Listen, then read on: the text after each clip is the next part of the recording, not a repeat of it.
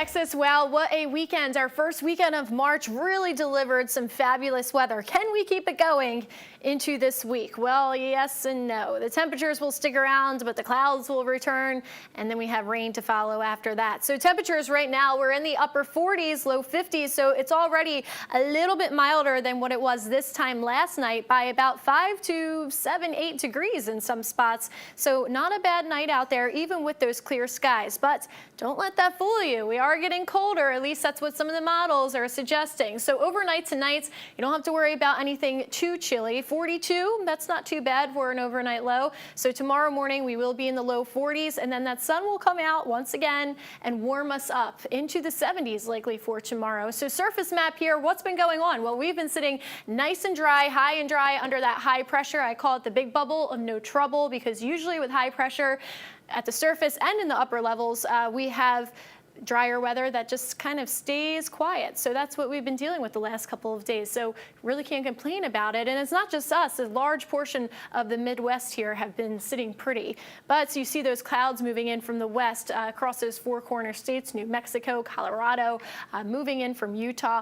That will all be on the way to us as we go from Tuesday onward. So we're looking at those clouds. Also, upper level wind flow, we've been under a ridge, and usually with a ridge we have warmer air kind of traveling in. So you see this nice bubble that we have here. Well, on the other side of that is a trough, and that's really going to pick up our wind speeds, because watch what happens. What goes up must come down, right? That's kind of the way it works. This is in the middle of the atmosphere, by the way. So we have the surface, and then this is 500 millibars. I don't want to get anybody too lost here, but this all plays a part in what kind of weather we get. So what's going to happen here is just like a seesaw, that ridge will move out to the east, but then a trough starts to scoop on in. That will drive a low pressure system into our area, but it also will pick up the winds ahead of that. So Wednesday, Thursday will probably be pretty gusty outside. That's because of a tight gradient there where you see all that movement, that's all that wind and that trough, and eventually we will get rain out of it. So Wednesday, wind speeds and gusts at the top here, around 30, upper 20s for those wind gusts, and then for wind speeds sustained around 15 to 20, maybe even 25 miles per hour wind speeds throughout the day, and the gusts, of course, even stronger than that.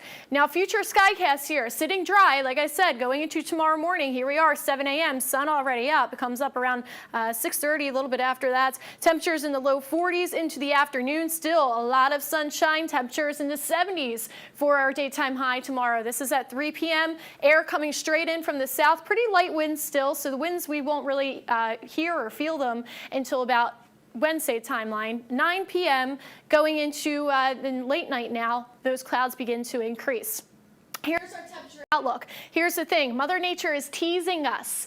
March 13th and March 17th, we could have below average temperatures. At least that's what it's looking like through the Climate Prediction Center. So the 7-day forecast, seeing a lot of 70s, but don't get too used to it. From Sunday onward, our temperatures could be below average. And don't forget, we spring forward Sunday morning at 2 a.m. So 2 a.m. automatically turns into 3 a.m.